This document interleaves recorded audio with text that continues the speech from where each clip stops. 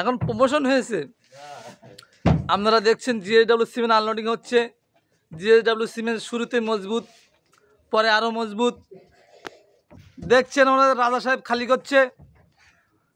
অল্প বয়সে আহারে ছেলেটার কি কষ্ট গো, আমি আর সইতে পারছি না। আসেন, 3টে পরোটা, আনলিমিটেড তরকার, একটা সেদ্ধ ডিম, একটা কাঁচা লঙ্কা, এক টুকরো পেঁয়াজ, মাত্র 30 টাকা। অর্থাৎ ট্রেনের টিকিটও হবে না। 3টে পরোটা, আনলিমিটেড তরকার,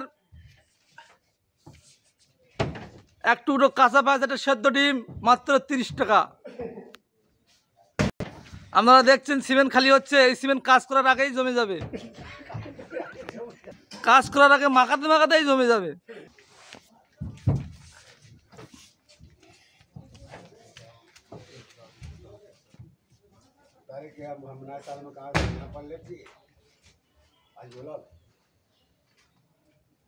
তাড়াতাড়ি দৌড়ো রাজা, তাড়াতাড়ি দৌড়ো।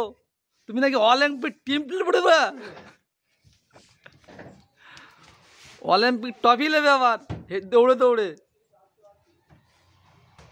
এই তো সেই স্বাদ, এত স্বাদ কি করে?